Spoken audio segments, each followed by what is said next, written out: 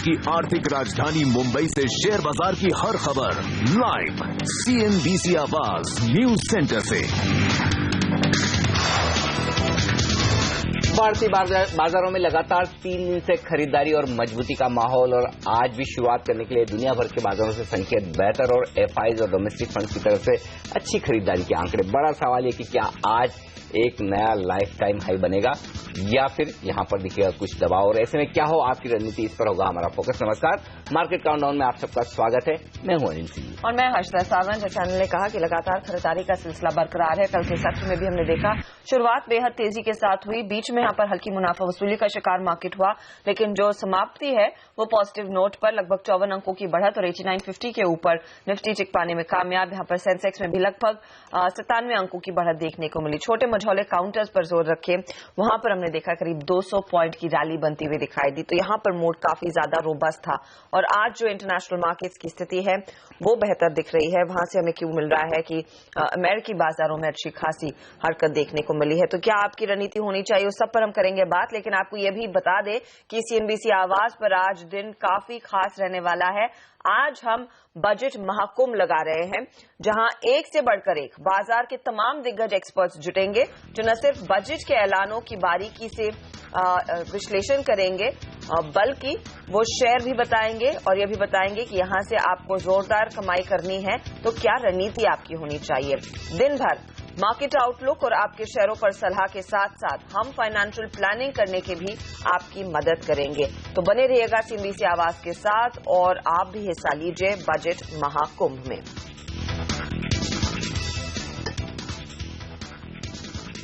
लेकिन सबसे पहले आज के ट्रेड का ट्रिगर है इंटरनेशनल मार्केट्स, जहां पर US में काफी अच्छा माहौल बनता हुआ दिखाई दे रहा है। संदीप बताइए क्या थी स्थिति और एशिया की हालत अब क्या है।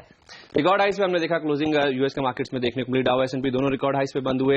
नैस्डैक में हमने देखा 15 साल की ऊंचाई पे जाके कारोबार की समाप्ति देखने को मिली, और चौतरफा अच्छी खबरें थी, जिसकी वजह से हमने देखा US के मार्केट्स में आधे से 1% के आसपास ही गेंस बने।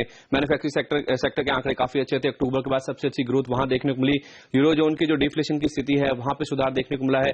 बेरोजगारी में कमी देखने को मिल रही है, और चाइना की ओर से जो सैटरडे को एक सरप्राइज रेट कट आया था 0.25% का, उसके ऊपर पॉजिटिवली रिएक्ट किया मार्केट्स ने। तो ये सब तमाम ऐसे पॉजिटिव फैक्टर्स है जिसकी वजह से आधे से 1% के आसपास की तेजी बनी और रिकॉर्ड हाइस पे जाके हमने देखा US के बाजार में क्लोजिंग देखने को मिली। लेकिन यूरोपियन मार्केट की जहां तक बात है, शुरुआत हालांकि जब पॉजिटिव खबरें थी उसकी वजह से तेजी के साथ हुई थी, लेकिन दिन के दौरान हमने देखा कच्चे तेल पर जिस तरह से प्रेशर बना, लीबिया में प्रोडक्शन बढ़ा और डॉलर में जिस तरह से मजबूती हुई, तो उसके बाद 2% से ज्यादा की जो कमजोरी है वहां देखने को मिली। और एनर्जी शेयरों पर जो प्रेशर आया उसने पूरी तरह से मार्केट्स को जो गेंस है उसको गवा दिया, जिसकी वजह से मिले जुले ट्रेड्स देखने को मिले और इनफैक्ट ऊपरी स्तरों से काफी हल्की हो गई यूरोपियन मार्केट्स। हमने देखा कल बंद होते नजर आए, और इसी तरह का माहौल हम देख रहे हैं कि एशियन मार्केट्स में देखने को मिला है। US में हालांकि रिकॉर्ड हाइस पे क्लोजिंग देखने को मिली, लेकिन ज्यादातर जो फैक्टर जिसके ऊपर US मार्केट्स ने रिएक्ट किया उसके ऊपर कल के जो एशियन मार्केट्स के जो मूव्स हैं हमने ऑलरेडी देखे थे, तो उस लिहाज से ज्यादातर मार्केट्स आज आपको लाल निशान के साथ नजर आएंगे। केवल कॉस्पी और स्टेट टाइम्स में हरे निशान के साथ कारोबार देखने को मिला, और एसजेएक्स निफ्टी जो कि शुरुआत में अच्छी खासी ओपनिंग के इंडिकेशन दे रहा था 9030 के आसपास के लेवल्स भी हमने देखे थे, अब यहाँ पे 9000 के जो लेवल्स हैं वो भी टूटते नजर आ रहे हैं। तो उस लिहाज से ऊपरी स्तरों पर एशियन मार्केट्स में प्रेशर देखने को मिला। हालांकि US के मार्केट्स में रिकॉर्ड हाइस पे कल क्लोजिंग देखने को मिली। हाँ, यहाँ पर US में रिकॉर्ड हाइस, लेकिन एशिया यहाँ पर थोड़ा सा कैचअप करने की कोशिश कर रहा था, हालांकि वहां पर हल्की मुनाफा वसूली होती हुई दिखाई दे रही है। अनिल, US में हमने देखा है जो इकोनॉमिक डेटा है वो पॉजिटिव आया, ऑफ कोर्स नैस्डैक में हमने देखा है टेक्नोलॉजी इंडेक्स सबसे ज्यादा आउट परफॉर्म करता हुआ। बिल्कुल, और उम्मीद करें कि एक रब ऑफ इफेक्ट आज या अगले 1-2 सेशन में आपको देखने को मिले, क्योंकि IT सेक्टर अब तक थोड़ा सा बैक सीट पर है, लीडरशिप वहां से आती हुई नहीं दिख रही, लेकिन कहीं कहीं ऐसा लग रहा है कि दुनिया भर के IT स्टॉक्स के लिए थोड़ा सा माहौल पॉजिटिव होता हुआ दिख रहा है। ये कह सकते हैं कि नैस्डैक ने लीडरशिप थोड़ी सी देर से दिखाई है। अब काफी मार्केट्स लाइफ टाइम हाई छू चुके हैं, उसके बाद अब नैस्डैक 15 साल की ऊंचाइयों पर आया, लेकिन उसके बावजूद पिछले अगर 2 हफ्ते देखें तो साफ तौर पर नैस्डैक की तरफ से जबरदस्त लीडरशिप आती हुई दिखी है, और वहां से जो संकेत आते हुए दिख रहे हैं, चूंकि नैस्डैक के इंडेक्स में सबसे ज्यादा IT और टेक्नोलॉजी हेवी स्टॉक्स हैं जो अपना वेटेज रखते हैं, तो उसका एक इम्पैक्ट ग्लोबली आपको इन शेयरों पर पड़ता हुआ दिख सकता है। तो अगले कुछ सेशंस में 2 या 3 सेशन में आपको IT शेयरों पर इस लिहाज से फोकस रखना चाहिए। दूसरा सवाल अमेरिकी बाजारों को लेकर है। अमेरिकी बाजारों का मोमेंटम बेहद स्ट्रॉन्ग है। जब से जेनेट येलन की तरफ से ये संकेत आए कि शायद ब्याज दरों में कटौती होने में थोड़ा और वक्त लगे, तब से अमेरिकी बाजार एक बाय ऑन डिप्स की रणनीति वाला ट्रेंड दिखा रहे हैं और वो भारतीय बाजारों के लिए काफी अच्छा है। और आप देख भी सकते हैं ग्रेजुअली उसका असर आपको फ्लोज में आता हुआ दिख रहा है। इक्विटी की तरफ ग्लोबल इन्वेस्टर्स का लोकेशन थोड़ा सा बढ़ता हुआ नजर आ रहा है, जो कि पॉजिटिव है। लेकिन व्हाट्स इंटरेस्टिंग अनिल, आप देखिए चाहे वो यूएस में जहां पर डेटा में रिकवरी देखी जा रही है, चाइना में डेटा में कुछ रिकवरी आई और रेट कट्स हो भी गए। इनफैक्ट ऑस्ट्रेलिया वो सेकंड रेट कट आज अनाउंस करेगा, उस पर नजरें रहेंगी। इंडिया में वैसे साइंस नहीं दिख रहे हैं। और मार्केट में जो हमने ओवरऑल मोमेंटम देखा है वो इस बात पर ही था कि बजट के बाद जो बड़ा ट्रिगर रहेगा वो एक रेट कट होगा, जिसकी चांसेस थोड़ी सी कम दिख रही है, क्योंकि आप देखिए आरबीआई गवर्नर की ओर से अब तक कुछ बयान नहीं आए हैं। थोड़ा सा एक्सपेक्टेशन को टोन डाउन करने की कोशिश की जा रही है। वैसे भी रेटिंग एजेंसीज हिंदुस्तान को बहुत ज्यादा पॉजिटिवली देखती नहीं, और रेटिंग एजेंसीज की तरफ से जो इंडिकेशंस आ रहे हैं कि अगर वो सिर्फ डेटा को देखना चाहते हैं कि 3.9% फिस्कल डेफिसिट है, तो फिर तो कोई केस ही नहीं बनता कि वो रेटिंग डाउनग्रेड रेटिंग अपग्रेड करे या फिर उसके लिए आउटलुक पॉजिटिव भी करे। लेकिन अगर डेटा की क्रेडिबिलिटी, जैसा कि ज्यादातर बाजार के एक्सपर्ट्स और इकोनॉमिस्ट मान रहे हैं कि इस बार सबसे ज्यादा है, अगर रेटिंग एजेंसीज भी उसके पार जाकर देखने की कोशिश करे तो फिर उनके लिए शायद मेरे ख्याल से थोड़ी सी सिचुएशन बेहतर हो सकती है। और वो अल्टीमेटली होगा, भले ही तुरंत ना हो, और इमीडिएट रिएक्शन रेटिंग एजेंसी से अपग्रेड का करना भी शायद गलत होगा। लेकिन मुझे लगता है कि अगर रेटिंग अपग्रेड होना है तो हर्षदा उसके पहले इंटरेस्ट रेट्स में कट आना ज्यादा जरूरी है। और वैसे देखा जाए तो बजट में भले ही आपको फिस्कल डेफिसिट का आंकड़ा 3.9% दिख रहा है, लेकिन ग्रोस मार्केट बोरिंग 6,20,000 करोड़ के आसपास रखी, तो कहीं से भी बजट एक सिर्फ सर्विस टैक्स के आंकड़े को छोड़ दें जिससे थोड़ा सा इन्फ्लेशनरी या महंगाई बढ़ाने वाला हो सकता है। उसके अलावा बजट में ऐसा एक भी प्रोविजन नहीं जिससे आप ये कहें कि महंगाई बढ़ने वाली है। तो भले ही एक्सपेक्टेशन कम करने की कोशिश आरबीआई गवर्नर की तरफ से हो रही है कि हमको रेट कट करने में बहुत जल्दबाजी नहीं है, लेकिन अल्टीमेटली ये होगा। अब जो लोग सिर्फ ये उम्मीद लगाकर बैठे थे कि सोमवार को ही हो जाए या इसी हफ्ते हो जाए, होली के पहले खुशखबरी आ जाए, शायद उन्हें इंतजार करना पड़े अप्रैल की पॉलिसी में या फिर उसके बाद भी, लेकिन होगा। अब यही बात है कि कब होगा और कितना होगा। जी, और इस बीच हमने देखा है भले ही वो रेट कट तुरंत प्रभाव से आता हुआ नहीं दिखाई दे रहा हो, लेकिन एफआईआईज भारतीय बाजारों पर फिर बुलिश होते हुए दिखाई दे। यहाँ पर जो भी डेटा निकल कर आया है उसमें एक बार फिर खरीदारी ही देखने को मिल रही है। कल कैश में हमने देखा करीब 400 करोड़ की खरीदारी रही है, लेकिन वायदा के आंकड़े और भी मजबूत है। करीब 3,000 करोड़ की वो बाई फिगर आई है। और अनिल, पिछले 3 ट्रेडिंग सेशंस में लगभग 8,000 करोड़ की बाइंग, इनफैक्ट नेली 8,800 करोड़, लगभग 9,000 करोड़ की बाइंग एफआईआईज ने की है वायदे में। बेहद दमदार खरीदारी होती हुई दिख रही है। पहले कैश मार्केट की बात करें हर्षदा, साफ तौर पर इस बजट में एक चीज साफ दिख रही है, जो लोग बजट को 4 दिनों के लिहाज से देख रहे थे वो डिसअपॉइंटेड है, जो बजट को 4 साल के लिहाज से देख रहे हैं वो खुश हैं। और न सिर्फ बजट, इनफैक्ट बजट के 2 दिन पहले से आप कैश मार्केट में एफआईआईज की तरफ से दमदार खरीदारी के आंकड़े देख रहे थे। तो जिन लोगों का 4-5 साल का मार्केट पर व्यू है वो बजट के पहले भी खरीद रहे थे, अब भी खरीद रहे हैं। आंकड़े 425 करोड़ के बहुत बड़े नहीं है, लेकिन आप ये देखिए आंकड़ों में कि उसके साथ साथ डोमेस्टिक फंड्स की भी बिकवाली नहीं हो रही। कल के सेशन में उनका भी 180 करोड़ का खरीदारी का आंकड़ा है। तो ये एक अच्छा संकेत है कि आप मार्च के महीने में दोनों तरफ के इन्वेस्टर से लिक्विडिटी आते हुए देख रहे हैं। अब वायदा कारोबार के आंकड़ों में देखिए काफी कुछ शॉर्ट कवरिंग, काफी कुछ निफ्टी में थोड़ी बहुत खरीदारी आप पहले ही देख चुके हैं वायदा कारोबार में बजट के पहले, लेकिन उसके बावजूद कल के सेशन में इंडेक्स फ्यूचर्स में 850 करोड़ की खरीदारी का आंकड़ा बेहद सूदिंग है, राहत देने वाला है। इसका मतलब साफ है कि एफआईआईज कम से कम इस वक्त शॉर्ट करने के मूड में नहीं आ रहे। थोड़ी बहुत बिकवाली स्टॉक फ्यूचर्स में हुई है, लेकिन वो भी कोई बहुत बड़ी एग्रेसिव बिकवाली होती हुई दिखे, वैसा नहीं महज 300 करोड़ के स्टॉक फ्यूचर्स बेचे। एक्शन जो काफी हद तक अब शिफ्ट होता हुआ दिख रहा है वो इंडेक्स फ्यूचर्स से अब ऑप्शंस में शिफ्ट होता हुआ दिख रहा है। कल 2,500 करोड़ की भारी भरकम ऑप्शंस में खरीदारी ये बता रही कि बाजार के डायरेक्शन को लेकर बजट के बाद अब थोड़ा सा इन लेवल्स पर कंफ्यूजन वाला व्यू बन रहा है। दोनों तरह के व्यू हैं। एक तरफ वो लोग हैं जो ये मानकर चल रहे हैं कि बाजार 9,000 के पार निकलेगा, नए हाइज बनाएगा और उसके बाद 9,300 की तरफ बढ़ सकता है, और वो लोग कॉल्स खरीद रहे हैं। दूसरी तरफ कुछ लोग ऐसे भी हैं जिनका ये मानना है कि शॉर्ट टर्म में ये बजट बाजार को बहुत ज्यादा तेजी नहीं दिखा सकता, ऐसे में 9,000 के पार जाकर टिक पाना मुश्किल होगा, लेकिन वो निफ्टी फ्यूचर्स बेचने के बजाय वो पुट ऑप्शंस खरीदने की कोशिश कर रहे हैं। तो कहीं न कहीं बजट के बाद जो एक बड़े डायरेक्शन की, क्लियर कट डायरेक्शन की तलाश थी वो लॉन्ग टर्म इन्वेस्टर्स को तो मिल रहा है, लेकिन डेटा ये बताने की short term investor, short term traders जो है वो अब भी कंफ्यूजिंग है और दोनों तरफ के ट्रेड को लेकर डायरेक्शन नहीं बना पा रहे हैं, तो बजाय सीधे फ्यूचर्स में ट्रेड करने के ऑप्शंस खरीद रहे हैं। लेकिन वायदे बाजार में अनिल जिस तरह का रुझान देखने को मिला, आप देखिए इंडेक्स ऑप्शंस जो आप मेंशन कर रहे थे वहां पर खरीदारी होती हुई दिखाई दी है। स्टॉक फ्यूचर्स हालांकि लोग बेच रहे हैं, तो कल तक स्पेशली रिटेल निवेशकों के लिए लोग कह रहे थे कि एक स्टॉक स्पेसिफिक मार्केट है, लेकिन ये एफएनओ डेटा वैसी स्थिति नहीं दिखा रहा है। इंडेक्स फ्यूचर्स में खरीदारी हुई है, कुछ स्टॉक फ्यूचर्स बेचे गए हैं। डेफिनेटली इसमें कोई डाउट नहीं है, लेकिन फिर भी जो डेटा है ज्यादातर पॉजिटिव साइड पर है ना। पहले नेगेटिव डेटा की बात करना चाहिए कि क्या नेगेटिव है। नेगेटिव में सिर्फ एक डेटा नेगेटिव दिख रहा है, वो है बैंक निफ्टी। कल के सेशन में देखिए बैंक निफ्टी लगभग 1.5% ऊपर था और 28,000 शेयर कम होते हुए दिखे। यानी कि बैंक निफ्टी को लेकर वो कॉन्फिडेंस नहीं आ रहा है। पिछले 2 दिनों की तेजी को लीड बैंक निफ्टी नहीं किया है, लेकिन फिर भी हर हायर लेवल पर जैसे 20,000 पर हम बैंक निफ्टी में आ गए तो वहां पर पोजीशंस थोड़ी सी हल्की होती दिख रही है। तो तेजी करने वाले ट्रेडर्स का कॉन्फिडेंस बैंक निफ्टी में ज्यादा नहीं है। इसकी वजह यह हो सकती है कि जैसा रेट कट की उम्मीदें थोड़ी सी कम होती हुई दिख रही है तुरंत, या फिर लोगों को लग रहा है कि बैंक निफ्टी में जिस तरह का फॉल हुआ है पिछली सीरीज में, अब हमारी प्राइस आ रही है तो थोड़ा सा एग्जिट किया जाए, वो रीजन हो सकता है। प्रीमियम कल के सेशन में तेजी से कम होती हुई दिखी है, 63 पॉइंट से 44 पॉइंट, लगभग 20 पॉइंट की प्रीमियम घटी। तो ये 2 नेगेटिव्स आप मानकर चल सकते हैं।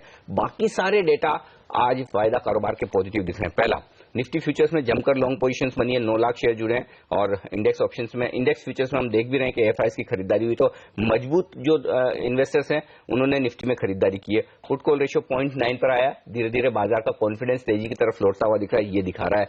कॉल ऑप्शंस में आप देखिए अब जो कॉल्स की खरीदारी हो रही है हायर लेवल पर हो रही है। कल के सेशन में 9,400 का कॉल जबरदस्त एक्टिवेट होता हुआ दिखा है। सबसे ज्यादा ओपन इंटरेस्ट वहां पर बना है 11 लाख शेयरों का। ये एक भारी भरकम ओपन इंटरेस्ट है। इसके अलावा आप देखिए पुट में जो एक्शन दिख रहा है 8,900 के लेवल पर कल 9 लाख शेयर जुड़े हैं। इसका मतलब साफ है कि बाजार के लिए इमीडिएट डाउन साइड रिस्क 8,900 के नीचे की नहीं है, और ये बहुत बड़ा कंफर्ट है वायदा कारोबार के ट्रेडर्स के लिए कि आप 9,000 के आसपास ट्रेड कर रहे हो और आपके लिए रिस्क सिर्फ 100 पॉइंट से ज्यादा की निफ्टी पर ना हो। ये आंकड़े साफ तौर पर दिख रहे हैं। साथ ही 9,000 के कॉल में जो हाईएस्ट ओपन इंटरेस्ट बना है कल, वहां पर भी कुछ पोजीशन कम होती हुई दिखी, 4 लाख शेयर को पोजीशन कम हुई है। तो संभावनाएं बन रही है कि रिस्क डाउनसाइड की लिमिटेड है, अपसाइड में बाजार कहीं की तेजी का मूड बनाकर चल रहा है, बशर्ते कि आप 9,000 के पार निकलकर टिक पाएं, क्लोजिंग देने की कोशिश करें। ओके अनिल, फिर उस लिहाज से फिर आज की क्या स्ट्रैटेजी होनी चाहिए, क्या बेस्ट रुझान रहेगा? क्योंकि आप देखिए एशिया में थोड़ी सी मुनाफा वसूली आई और हम जो 9,020 तक के लेवल्स देख चुके हैं, आज सुबह में एसजीएक्स निफ्टी के वो 9,000 के नीचे गया है।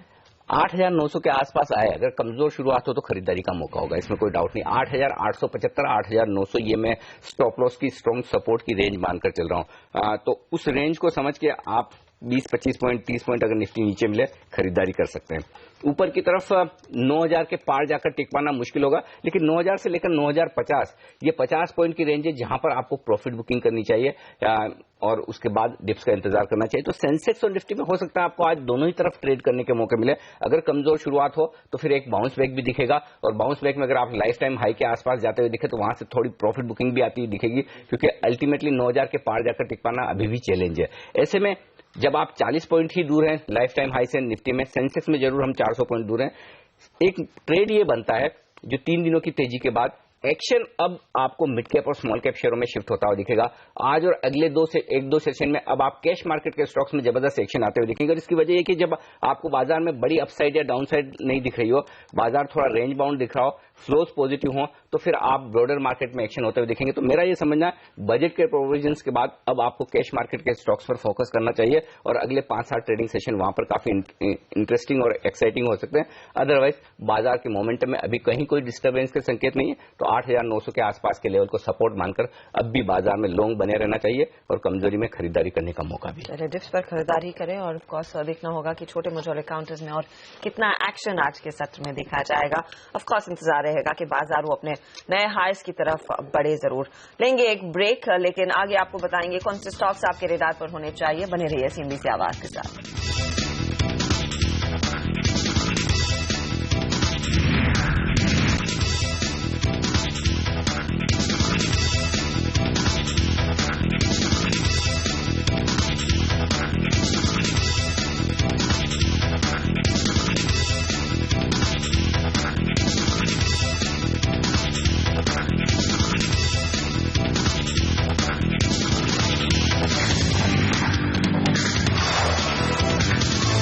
आप देख रहे हैं मार्केट काउंटडाउन, और कई स्टॉक्स आज रेडार पर होने वाले हैं। खासतौर से इंश्योरेंस और ऑटो कंपनियों पर नजरें रहेंगी। क्या खबरें हैं और किस तरह का रिएक्शन देखने को मिलेगा, इस पर एक चेक ले लेते हैं। हमारे साथ मौजूद है सोनम मेहता और Pooja Tripathi. Good morning. Good morning. सबसे पहले हम ऑटो नंबर्स के साथ ही शुरुआत करेंगे, जहां पे महिंद्रा अपने फरवरी महीने की बिक्री के आंकड़े घोषित किए हैं। दोनों ऑटो और ट्रैक्टर सेगमेंट में कंपनी स्ट्रगल ही कर रही है। ऑटो बिक्री में 10% की गिरावट आई है, वही ट्रैक्टर की बिक्री में 35% की गिरावट देखने मिल रही है। हीरो मोटोकॉर्प के नंबर्स की बात करें तो यहाँ पर भी दबाव देखने को मिला है, इनकी तो कुल बिक्री में करीब 4% की गिरावट देखने को मिली है। टीवीएस मोटर्स की तरफ से एक आउट परफॉर्मेंस देखने मिल रहा है, जो एक्सपेक्टेशन थी उसके बदले काफी बेहतर परफॉर्मेंस देखने मिल रहा है। कंपनी की कुल बिक्री में 15% की बढ़ोतरी हुई है और कंपनी के एक्सपोर्ट्स में 35% की बढ़ोतरी आई है। तमाम इंश्योरेंस कंपनीज आज फोकस में रहेंगी। यहाँ पर इंश्योरेंस सेक्टर में 49% एफडीआई लाने के लिए डीआईपीपी ने प्रेस नोट जारी किया। दो फार्मा काउंटर्स पे नजर। सबसे पहले जुबलियंट लाइफ साइंसेज, दोनों कंपनी के लिए पॉजिटिव सेंटिमेंट्स। यहाँ पे अस्मता ट्रीटमेंट की दवा के लिए यूएस एफडीए से कंपनी को मंजूरी या फिर नॉट मिल गया है। साथ ही नैटको फार्मा के लिए भी एक पॉजिटिव खबर, जहां पे कंपनी को US drug maker Gillette sciences के ब्लॉकबस्टर हेपेटाइटिस सी की दवा बनाने का वारंटी लाइसेंस मिल गया है। मिर्जा इंटरनेशनल, आज कंपनी की बोर्ड की बैठक होगी, जिसमें कंपनी एक south Australian company footwear company genesis footwear के साथ मर्ज करने पर विचार करेगी। जीएमआर इंफ्रा, यहाँ पे कंपनी अपने शेयरधारकों को राइट्स इशू के जरिए कुछ शेयर्स जारी करती हुई दिखाई देगी। इसके जरिए कंपनी की 1400 करोड़ रुपए जुटाने की योजना है, जिससे कंपनी अपने कर्ज को कम करेगी। ये राइट्स इशू का जो इशू प्राइस है वो 15 रुपए प्रति शेयर का तय हुआ है। मौजूदा भाव 17 रुपए 70 पैसे के आसपास का है, मतलब 15% डिस्काउंट पे ये इशू प्राइस तय हुआ है। कोल ब्लॉक ऑक्शन पर एक अपडेट ले लेते हैं। शेड्यूल 3 ऑक्शन के लिए क्वालिफाइड बिडर्स फाइनलाइज हो चुके हैं और इसका ऑक्शन 4 मार्च को होगा, जिसमें कि अदानी पावर ने 5 ब्लॉक्स, हिंडाल्को ने 2 ब्लॉक्स, सहर स्टरलाइट और बाल्को ने 3 ब्लॉक्स के लिए और जेएसपीएल ने 6 ब्लॉक्स के लिए क्वालिफाई किया। होटल लीला के काउंटर पर नजर। यहाँ पे अपने 4900 करोड़ रुपए के कर्ज को कम करने के लिए कंपनी अपने गोवा और चेन्नई प्रॉपर्टीज को बेचने वाली है। एफटीआई का काउंटर आज फोकस में रहेगा। यहाँ कॉर्पोरेट अफेयर्स मिनिस्ट्री ने कंपनी लॉ बोर्ड के पास जो अपनी पिटीशन फाइल की थी उस पर बॉम्बे हाईकोर्ट ने रोक लगा दी है। यहाँ मिनिस्ट्री ऑफ कॉर्पोरेट अफेयर्स ने एफटीआई के बोर्ड को हटाने और रिप्लेस करने की अर्जी दी थी। इन दोनों के बीच की जो सुनवाई होगी वो 4 मार्च को होगी। इसके अलावा अदानी ग्रुप भी आज आपके रडार पर होना चाहिए। यहाँ चाइना और साउथ कोरिया अदानी ग्रुप के ऑस्ट्रेलिया माइन से कोल खरीदने के इच्छुक है। एनसीसी लिमिटेड, इस काउंटर में फंड एक्शन हुआ है। City group global market Mauritius ने कंपनी के लगभग 95 लाख शेयर्स बेच दिए हैं 80 रुपए 86 पैसे प्रति शेयर पर। आपको बता दूं सिटी ग्रुप ने अपना स्टेक इसमें कम कर दिया है। 5.4% पे जो था वो अब 3.7% पे आ गया है। Ipca labs, Franklin investment fund ने कंपनी के करीब 10 लाख शेयर 662 रुपए प्रति शेयर पर बेचे और जेनिस फंड ने कंपनी के करीब 10 लाख शेयर 662 रुपए प्रति शेयर पर बेचे, जिसमें कि कंपनी ने अपना स्टेक 1.7% से घटाकर 0.8% कर दिया है। संघवी मोमर्स लिमिटेड में एसबीआई म्यूचुअल फंड ने कंपनी के 10 लाख शेयर्स खरीद लिए 250 रुपए प्रति शेयर पर। यहाँ पे हिस्सेदारी 5.6% की हो गई है, जो पहले 3.4% की थी। और यहाँ पर आखिर में गोल्ड पीक लिमिटेड ने कंपनी के 10 लाख शेयर्स बेच दिए हैं।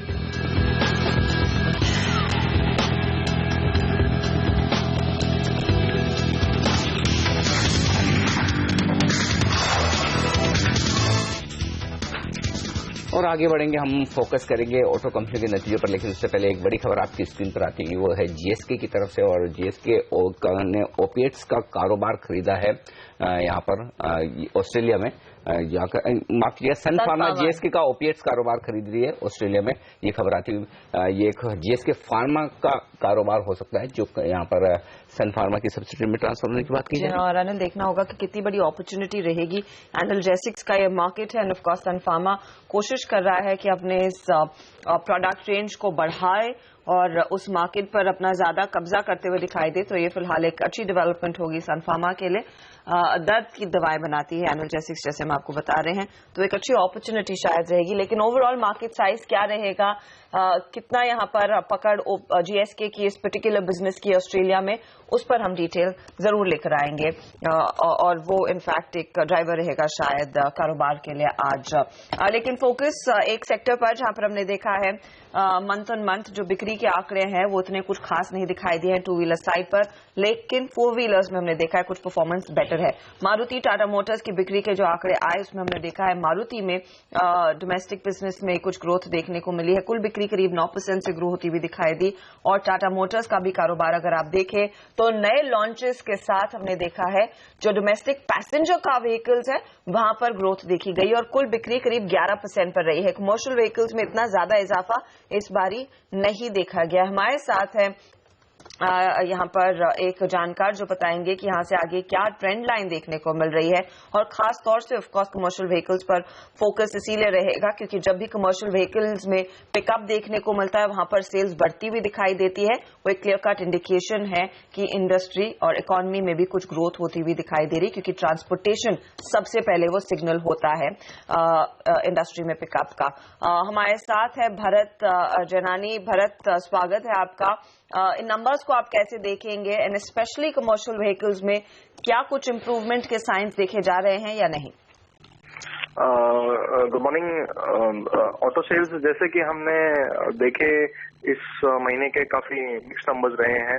पैसेंजर व्हीकल्स में जैसे आपने पहले कहा कि वहां पर थोड़ी ग्रोथ देखने मिली है, तो बेसिकली पैसेंजर व्हीकल्स अगर हम टॉप 4 प्लेयर्स का आंकड़े देखें तो 8% ग्रोथ हमें नजर आई है। अगर हम टू व्हीलर सेगमेंट के देखें तो यहाँ पर थोड़ी जरूर निराशा है। अगर टॉप 4 प्लेयर्स का हम नंबर्स देखें तो ग्रोथ काइंड ऑफ फ्लैटिश रही है इस सेगमेंट में। और जैसा कि आपने सीवी सेगमेंट में कहा, तो सीवी सेगमेंट अगर ओवरऑल देखा जाए तो यहाँ पर 6% की ग्रोथ दिखाई दे रही है। बट मैं आपका ध्यान आकर्षित करना चाहूंगा कि कमर्शियल व्हीकल में बेसिकली 2 सेगमेंट है। बेसिकली एमएससीवी जो कि हैवी कमर्शियल व्हीकल सेगमेंट है, जैसा कि हम देख रहे हैं कि लास्ट 6 to 7 मंथ्स में कंटिन्यूसली डबल डिजिट ग्रोथ दिखाई दे रही है एमएससीवी सेगमेंट में। तो बेसिकली इस महीने के भी हम आंकड़े अगर देखें तो टॉप 4 प्लेयर्स की अगर हम ग्रोथ देखें तो एमएससीवी सेगमेंट में 40% की ग्रोथ नजर आई है। बेसिकली जो कि ये दर्शाता है कि एमएससीवी सेगमेंट में ग्रोथ बरकरार है, हेल्दी ग्रोथ। तो सीवी सेगमेंट में हमें कभी भी ध्यान देना चाहिए कि जबकि अगर एमएससीवी सेगमेंट में इम्प्रूवमेंट दिखाई देती है तो it is basically first sign of recovery. तो क्लियरली सीवी सेगमेंट में because of the MSCV segment में clearly visible signs of turnaround दिख रहे हैं। बाकी एलसीवी सेगमेंट जो कि भी अगर हाथ है उसमें अभी भी थोड़ी वीकनेस है, और हिस्टोरिकली भी हम देखा जाए तो अगर एलसीवी सेगमेंट थोड़े से लैग के साथ ही ग्रो होता है। मैं एमएचसीवी पर वापस आना चाहूंगी भरत, क्योंकि आप देखिए जो बिगेस्ट प्लेयर्स इस समय एमएचसीवी में है टाटा मोटर्स है और सामने अशोक लेलैंड है। अब अशोक लेलैंड के फिगर्स जो है नवंबर में हमने देखा था जहां पर 5200 का वो लेवल था, वो ओवर द लास्ट 3 मंथ्स दिसंबर, जनवरी और फेब में देखे तो यहाँ पर इजाफा देखने को मिला, एक अच्छा स्टैगर्ड ग्रोथ देखा गया है। और फरवरी के नंबर्स एमएचसीवी अलोन 8230 यूनिट्स इन्होंने बेची है। टाटा मोटर्स अनफॉर्चुनेटली मेरे पास वो ब्रेकअप नहीं है पिछले 4 महीनों का। कहां पर किस कंपनी में ज्यादा ग्रोथ उस लिहाज से कमर्शियल व्हीकल्स में देखने को मिल रही है? क्या अशोक लेलैंड ही लीड कर रहा है पैक को? हाँ जी, अगर हम क्लोजली नंबर्स देखा जाए तो एमएससीवी सेगमेंट में अशोक लेलैंड आपने सही कहा वो लीड कर रहा है। बेसिकली अगर हम फरवरी के नंबर्स देखें तो 48% ग्रोथ उन्होंने दर्ज की है, जबकि टाटा मोटर्स के एमएससीवी सेगमेंट में भी ग्रोथ है बट थोड़ी सी कम है अशोक लेलैंड से, तो 34% ग्रोथ है फरवरी नंबर्स में। और अगर आप लास्ट 11 मंथ्स के आंकड़े देखें अप्रैल से लेके फरवरी तक, तो अशोक लेलैंड ने 29% ग्रोथ रजिस्टर की है एमएससीवी सेगमेंट में, जबकि टाटा मोटर्स ने 15% ग्रोथ रजिस्टर की है। तो इसमें भी बेसिकली हमें देखना चाहिए कि टाटा मोटर्स और अशोक लेलैंड के एमएससीवी ब्रेकअप में जो कि हैवी कमर्शियल व्हीकल का ब्रेकअप है उसका प्रोपोर्शन अशोक लेलैंड में थोड़ा सा ज्यादा है टाटा मोटर्स के कंपैरिजन में। That is why clearly SCV segment में जिससे ग्रोथ आती हुई दिख रही है, तो अशोक लेलैंड जिनका प्रोपोर्शन एससीवी सेगमेंट में ज्यादा है उनको ज्यादा बेनिफिट हो रहा है। ओके भरत, उस लिहाज से अगर किसी ने एक बेट लेना हो इंडियन इकोनॉमी पर, क्या फिर अशोक लेलैंड टाटा मोटर्स एक क्लियर कट तेजी का कॉल रहेंगे? क्या आप यहाँ पर अपने क्लाइंट्स को सुझा रहे हैं कि इन स्टॉक्स में फिर खरीदारी का मौका है? देखिए, अशोक लेलैंड तो प्योर एमएससीवी प्ले है, तो हम डेफिनेटली हमारा रिकमेंडेशन पॉजिटिव है। तो डेफिनेटली हम अशोक लेलैंड क्लाइंट्स को खरीदने की सलाह देंगे। टाटा मोटर्स मेरे हिसाब से is more of a global play, तो उनका ज्यादा प्रॉफिटेबिलिटी जेआर से आता है, तो इलेक्ट्रिक सेगमेंट में डेफिनेटली टाटा मोटर्स का इम्प्रूवमेंट आ रहा है, बट अगर प्रॉफिटेबिलिटी देखें तो जो स्टैंडर्ड लोन ऑपरेशन है उनमें अभी भी लॉस है टाटा मोटर्स का, जबकि अशोक लेलैंड के फाइनेंशियल्स में अच्छा खासा मार्जिन इंप्रूवमेंट और प्रॉफिटेबिलिटी इंप्रूवमेंट हमें दिखाई पड़ रही है। तो अगर हमें अशोक लेलैंड और टाटा मोटर्स के बीच में राय देनी हो तो हम डेफिनेटली अशोक लेलैंड को ज्यादा। टू व्हीलर्स पर क्या राय बन रही, क्योंकि हीरो मोटोकॉर्प और बजाज ऑटो दोनों ने डिसअपॉइंट किया है। टीवीएस मोटर जरूर थोड़ी सी रिकवरी दिखाने में कामयाब हुआ है, वो भी एक्सपोर्ट फ्रंट पर ज्यादा है। ऐसे में टू व्हीलर सेगमेंट से क्या संकेत है? देखिए, टू व्हीलर सेगमेंट बेसिकली अगर हम सारा सेगमेंट देखें ऑटो इंडस्ट्री का, जैसे कि पैसेंजर व्हीकल या सीवी या टू व्हीलर, तो उसमें से सबसे ज्यादा रूरल सेल्स टू व्हीलर के लिए आता है, रफली 40 to 45%। तो रूरल सेगमेंट में जैसा कि हम जानते हैं कि थोड़ा मानसून डेफिशिएंसी की वजह से क्रॉप प्रोडक्शन पे इम्पैक्ट पड़ा है, और डेफिनेटली जो मंडी प्राइसेस है जो क्रॉप से फार्मर को रियलाइज होती है वो भी लास्ट ईयर के कंपैरिजन में थोड़ी सी कम हुई है। तो डेफिनेटली फार्मर के इनकम लेवल से इम्पैक्ट हुआ है, तो वो जो कि टू व्हीलर के नंबर्स में थोड़ा सा क्लियरली विजिबल हो रहा है। ओके, तो ये राय आती है। शुक्रिया भरत आपका हमारे लिए वक्त निकाल कर इन सारे ऑटो नंबर्स पर विस्तार से चर्चा करने के लिए। लेंगे एक छोटा सा ब्रेक, और ब्रेक के बाद हमारे साथ एक्सपर्ट जुड़ेंगे, देंगे आज के ट्रेडिंग सेशन की रणनीति अल्पेश पुरिया और नितिन मुरार का इस ब्रेक के बाद।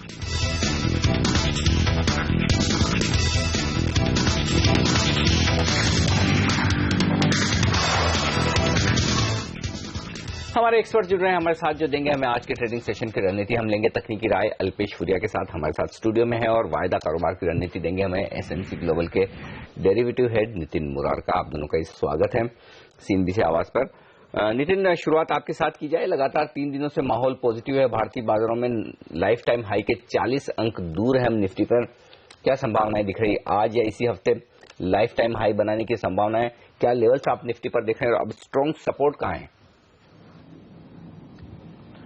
देखिए जी, अगर हम लोग 3 दिन का जो डेटा देखें, एक्सपायरी से 3 दिन हुआ है, तो एफआईज की तरफ से जो निफ्टी फ्यूचर्स में बाई फिगर है वो करीब 4200 करोड़ के आसपास की बाई फिगर है। और अगर उसके अंदर निफ्टी देखेंगे तो नेट करीब 43 लाख निफ्टी में बाइंग हुई है, और ये एफआईज का बेसिकली बाइंग है। और अगर आप ऑप्शंस में देखिएगा तो लास्ट 3 दिनों में करीब 5580 करोड़ की बाई फिगर है।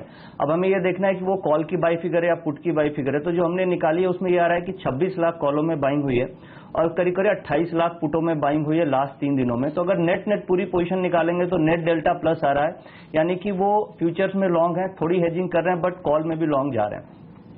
अगर आप कल के डेटा में आते हैं तो कल करीब 850 करोड़ की जो बाई फिगर है उसमें से 9.5 लाख निफ्टी प्लस आ रही है, यानी एफआई ने 9.5 लाख निफ्टी प्लस की है। और अगर ऑप्शंस में आते हैं तो कल काफी बड़ी फिगर है, करीब 2475 करोड़ की। इसमें से आप अलग अलग निकालेंगे तो करीब 16 लाख कॉलें बाई हुई है और 8,30,000 पुटे बाई हुई है। तो कल का डेटा भी ये नेट बताता है कि एफआईज की तरफ से, स्ट्रॉन्गर हैंड्स की तरफ से लॉन्ग नेट लॉन्ग निफ्टी में हो रहे हैं, आइदर थ्रू कॉल और थ्रू निफ्टी फ्यूचर्स। तो स्ट्रॉन्गर हैंड्स की लॉन्ग पोजीशन है। अब हम लोग अगर ओपन इंटरेस्ट में आते हैं निफ्टी के ओपन इंटरेस्ट में, तो 3 दिन में करीब net 26 lakh share open interest में ऐड हुए हैं और वॉल्यूम्स भी ठीक ठाक हैं, तो वो भी इंडिकेट कर रहा है कि market positive open interest addition हो रहा है। अगर आप ऑप्शंस के डेटा में आएंगे तो 89 पे हम लोग देख रहे हैं कि अब राइटिंग होनी चालू हो गई है और 89 का एक बेस बनना चालू हो गया है, और 9000 की जो कॉल ऑप्शन है वहां पे कटने लगी है और वो ऊपर शिफ्ट हो रही है। और कल हमने देखा कि जितनी भी पुट हैं 9000, 89, 88 सब में राइटिंग हुई, और कॉलों में अनवाइंडिंग हुई है 88, 89, 9000, और इवन 9000 की कॉल को काट करके 94 की तरफ शिफ्ट की जा रही है। तो जो रेंज निकल रही है मार्केट की आने वाले एक्सपायरी के लिए, वो लोअर साइड में 8900 का एक सपोर्ट बनना चाहिए और ऊपर में हमें 9400 का एक रेसिस्टेंस बनना चाहिए, यानी रेंज 89 से 9400। अब हम लोग लोअर बैंड के आसपास ही हैं, तो मुझे लग रहा है कि आने वाले समय में तेजी आनी चाहिए, हम लोग 9300 की तरफ मूव कर सकते हैं। जहां तक सपोर्ट की बात है तो कल फ्यूचर लेवल के हिसाब से 8930 की रेंज में जहां से मार्केट में बाइंग आई थी वो सपोर्ट की तरह एक्ट करना चाहिए 8930 फ्यूचर, और स्पॉट आप देखिएगा तो 8890 की रेंज में एक अच्छा सपोर्ट आता है। तो मैं समझता हूं अगर आज मार्केट थोड़ी नीचे है तो बाय ऑन डिप की स्ट्रेटजी अपनानी चाहिए। अगर आप पूरी एक्सपायरी रख सकते हैं तो मुझे लगता है कि 9300 तक के टारगेट आपको मिलने चाहिए। तो यहाँ पर 9300 इस सीरीज में डेफिनेटली देखने को मिलेगा एक्सपायरी के लिहाज से। तो डिप पर खरीदारी का मौका है। SGX निफ्टी नेशनल लेवल से रिकवर करके 9000 के लेवल्स पर वापस लौटा है। अल्पेश, किस लेवल पर आप खरीदारी करना चाहेंगे और आज फिर क्या स्टॉप लॉस टारगेट रखना है? या गुड मॉर्निंग अर्शिता। देखिए, एक सबसे बड़ी इवेंट्स हमने पिछले हफ्ते में पास की है। वहां पे अगर आप देखें तो 9000 का जो एक रेजिस्टेंस था, इतनी बड़ी इवेंट्स होने के बाद में भी, और आप देखें कि सारी कॉर्पोरेट जगत ने इसका बजट को सराहा है, लेकिन उसके बावजूद भी हमें 9000 के ऊपर का एक हमको ब्रेकआउट देखने को नहीं मिला है। तो ये बहुत बड़ी एक चिंता की भी बात हो सकती है, या हम कह सकते हैं कि अभी भी मार्केट एक बैंड में ही चल रहा है। और आप यहाँ पे अगर देखें तो 8800 से 900 की जोन में हम लोग एक एक्यूमुलेशन स्टेज में है। जनवरी में जो 8000 से लेकर 9000 की जो राइज हुई थी, उसके बाद में हमने 2 बार करेक्शन लिया है, और वहां पे देखिए जो ट्रेंड लाइन इमर्ज हो रही है, तो ये ट्रेंड लाइन का एक स्ट्रांग सपोर्ट है। जब तक ये ट्रेंड लाइन वायोलेशन नहीं होती है, जिसका लेवल आज की तारीख में करीबन आ रहा है 8750 के पास में, तो जब तक ये वायोलेशन नहीं हो रही है, हम कह सकते हैं कि ऑन द अपसाइड आपको एक तेजी के बारे में ही सोचना चाहिए। लेकिन यहाँ पे मेरा मानना है कि अगर आप वेट करेंगे 9000 के एक ब्रेक का, तो मैं समझता हूँ यहाँ पे शायद आप बहुत लेट हो जाएंगे। यहाँ पे आपको स्टॉक स्पेसिफिक एक्शन लेनी चाहिए, जहाँ पे अभी खरीदारी कर ले, 9000 के पार निकलने का इंतजार न करें। हाँ, तो वही मैं आपको खरीदारी करनी, और मैं ज्यादातर मानता हूँ कि आपको स्टॉक स्पेसिफिक एक्शन लेना चाहिए, क्योंकि जो कमाई है वो मेन यहाँ से है। अगर आप ब्रेकआउट के लिए वेट करते हैं तो जो ये कॉल अभी मिल रहा है आपको, जो स्टॉक मिल रहे हैं, वो शायद आपको और महंगे मिल जाएंगे। तो आपकी एंट्री शायद से लेट होगी, आपका मुनाफा शायद से कम होगा। और ये जिस हिसाब से ऊपर की तरफ का भी ब्रेकआउट लग रहा है, जिस हिसाब से अभी कंसोलिडेशन हो रहा है, मुझे नहीं लगता कि ब्रेकआउट भी इतना फास्ट होगा। ये रुक के आएगा, no doubt. Nifty 9200 long traders के लिए स्टॉप लॉस वही है जो नितिन भी कह रहे हैं, 8875 8900 की रेंज में। हाँ बिल्कुल, अगर आप ट्रेडर से आपका नजर बहुत ही छोटा है तो 8880 का आपका स्टॉप लॉस बनता है, और अगर आप पोजिशनल ट्रेडर है तो 8750 का स्टॉप लॉस बना के आप बने रहिए। ऑन द अपसाइड में जो टारगेट आ रहा है टेक्निकली, वो पहला टारगेट आ रहा है करीबन 9400 के पास का आ रहा है। 8750 बजट के दिन का लो, वोलेटिलिटी के बीच में वो ना टूटे तब तक ये समझ कर चलें कि ट्रेंड ऊपर का है। अगर आप इन्वेस्टर हैं, पोजिशनल ट्रेडर हैं, इंट्राडे या फिर शॉर्ट टर्म 1-2 दिनों के लिए आज से ट्रेड कर रहे हैं, तो फिर 8875 8900 ये रेंज है जहां पर बाजार को स्ट्रॉन्ग सपोर्ट है। आप देख सकते हैं SGX निफ्टी कवर करने की कोशिश करता हुआ दिख रहा है। तो बाजार में कहीं कोई दिक्कत नहीं है, घबराने की जरूरत नहीं। स्टॉक्स खरीदने पर फोकस करें, ये राय आती हुई एक्सपर्ट्स की। कौन से स्टॉक, ये बताएंगे हम आपको इस छोटे से ब्रेक के बाद।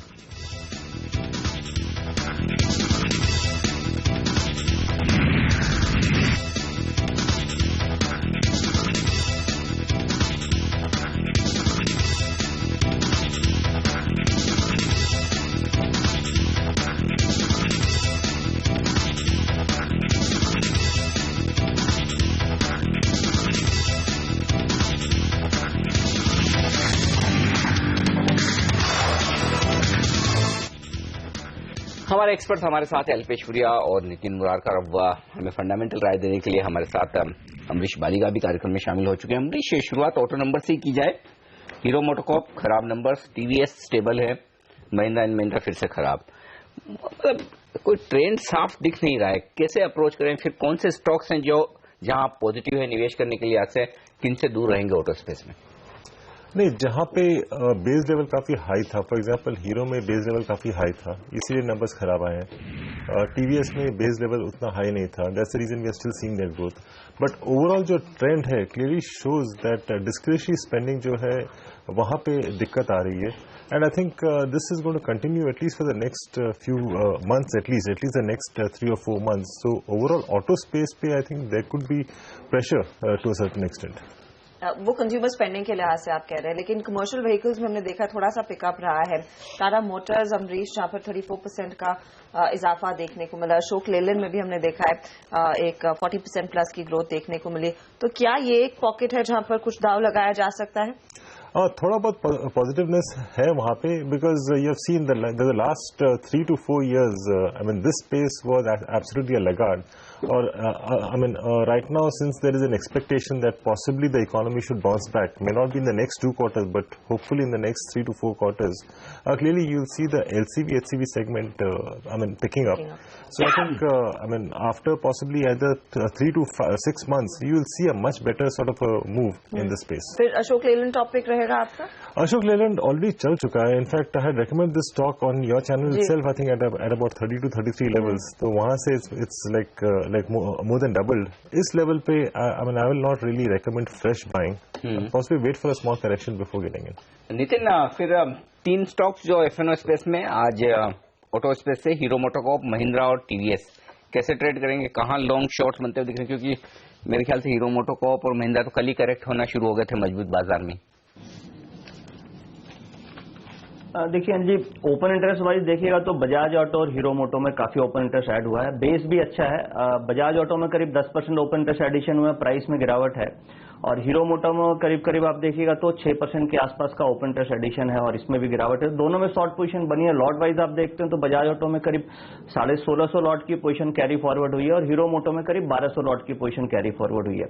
तो इन दोनों में मुझे लगता है कि प्रेशर अभी भी बना रहेगा क्योंकि फंडामेंटल जो रीजंस निकल के आ रहे हैं उसमें जो सेल्स के नंबर कम आए हैं, बजाज ऑटो में 22% जो सेल्स के नंबर कम है, उसके कारण ये पूरी की पूरी शॉर्ट पोजीशन गई है. तो मुझे लग रहा है कि अंडर प्रेशर आपको रहेगा और बजाज ऑटो नीचे करीब 2020 की तरफ मूव कर सकता है और हीरो मोटो में करीब नीचे 2575 की तरफ मूव करना चाहिए. जहां तक टीवीएस मोटर की बात है उसमें पोजीशन बहुत ज्यादा नहीं है. टोटल मार्केट में जो पोजीशन है वो करीब 4682 लॉट की पोजीशन है और इसमें जो कल ओपन इंटरेस्ट गया है वो 700 लॉट कल ऐड हुए हैं. अगर आप परसेंटेज देखेंगे तो 17% ओपन इंटरेस्ट एडिशन जरूर दिख रहा है बट बेस कम है. तो मुझे लग रहा है कि टीवीएस मोटर में उतना ज्यादा प्रेशर नहीं होगा बट बजाज ऑटो और हीरो मोटो इन दोनों में गिरावट आ सकती है.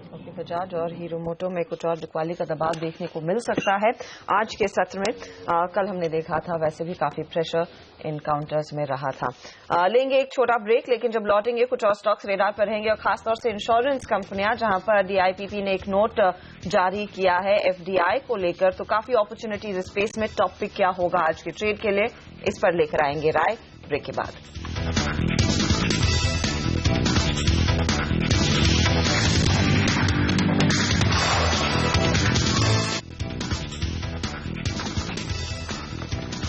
अब देख रहे हैं मार्केट काउंटडाउन सीएनबीसी आवाज पर और बात हमने ब्रेक से पहले की ऑटो कंपनियों पर, लेकिन नजर अब बनाएंगे इंश्योरेंस स्पेस पर.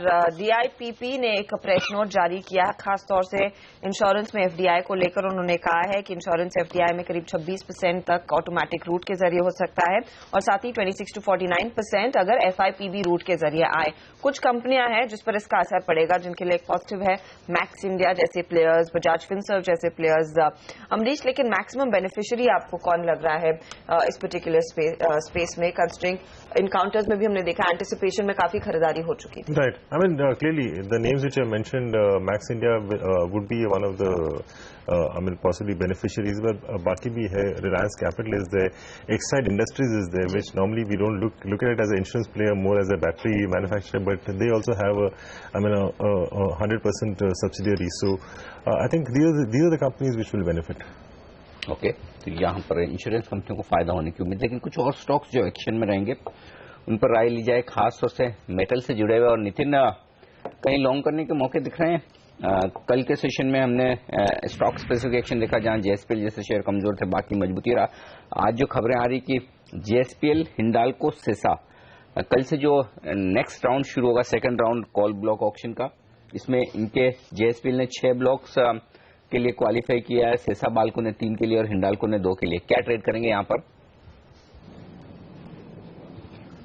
देखिए जी, डेटा में आप देखिएगा तो केवल हिंडाल्को है जिसमें कल पॉजिटिव क्लोजिंग है और अगर आप ओपन इंटरेस्ट वाइज देखते हैं तो बहुत ज्यादा एडिशन कल हम लोगों ने मेटल सेक्टर में ही देखा. केवल टाटा स्टील में करीब 650 लॉट ओपन इंटरेस्ट में एडिशन हुए थे बट प्राइस में गिरावट थी. बाकी और भी आप देखते हैं तो जेएसडब्ल्यू स्टील में भी थोड़ा ओपन इंटरेस्ट एडिशन है बट प्राइस के मूवमेंट से अभी हमें क्लियरिटी नहीं मिल रही कि ये बाई साइड का ओपन इंटरेस्ट की सेल साइड का ओपन इंटरेस्ट है. बट ओपन इंटरेस्ट जो एडिशन कल मेजरली हुआ है वो आप जेएसडब्ल्यू स्टील में करीब 400 लॉट हुए हैं, टाटा स्टील में करीब 650 लॉट हुए हैं, और बाकी आप देखिए तो जिंदल स्टील में भी करीब 164-65 लॉट हुए हैं। तो आज हमें देखना पड़ेगा कि प्राइस में अगर पॉजिटिव मोमेंटम आता है तो ये जो ओपन इंटरेस्ट एडिशन है इन तीनों स्टॉक्स में हम फोकस करेंगे। टाटा स्टील है, जिंदल स्टील है और JSW स्टील है। जहां तक हिंडाल्को की बात है, इसमें कल शॉर्ट पोजीशन कटी है क्योंकि ओपन इंटरेस्ट इसके परसेंटेज वाइज 1% कम हुए हैं और 100 लॉट्स कम हुए हैं और प्राइस में करीब 2-2.5% की बढ़त है। तो प्राइस अब लग रहा है कि इनमें शॉर्ट पोजीशन कुछ काटी जा रही है, थोड़ा थोड़ा लॉन्ग बिल्डअप हो रहा है। अगर पॉजिटिव मोमेंटम आता है तो मुझे लगता है कि फिर हम जिंदल स्टील एंड पावर और हिंडाल्को इस 2 शेयर पे नजर रख सकते हैं और पॉजिटिव मूवमेंट में ऊपर की तरफ ट्रेड कर सकते हैं। एक और stock in fact coal block allocation के लिहाज से अदानी पावर है, जिसको भी करीब 5 ब्लॉक्स वो क्वालिफाई हुआ है 5 ब्लॉक्स की बिड के लिए। और अदानी ग्रुप के बाकी कंपनियों पर भी मैं अल्पेश आपकी राय लेना चाहूंगी। कंसिडरिंग चाइना और साउथ कोरिया इनकी जो क्वींसलैंड में माइंस है वहां से कुछ कोल सोर्स करने की प्लान बना रहे हैं, तो इस स्पेस में अगर प्ले करना है अदानी ग्रुप ऑफ कंपनियों में कौन सा बेस्ट पिक है सर? पहले अगर हम अदानी पावर की बात करते हैं, यहाँ पे एक strong high top higher bottom की फॉर्मेशन हमको बजट के पहले भी आते हुए दिखी थी और इसके बाद में एक करेक्शन जो छोटा दिख रहा है, मैं समझता हूँ एक करेक्शन के अंदर स्टॉक्स को कहीं पे भी आपको 50 की रेंज में 50-52 की रेंज में एक बार के लिए एक्यूमुलेशन करना चाहिए।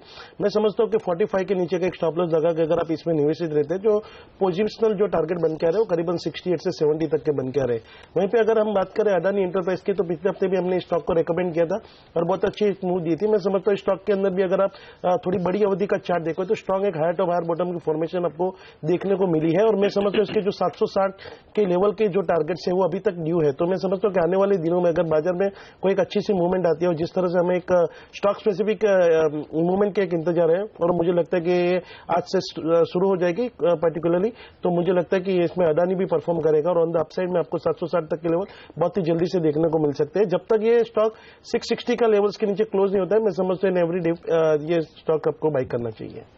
ओके, तो ये राय आती हुई अदानी एंटरप्राइजेज में खरीदारी की। लेंगे एक छोटा सा ब्रेक और ब्रेक के बाद तुरंत लौटेंगे।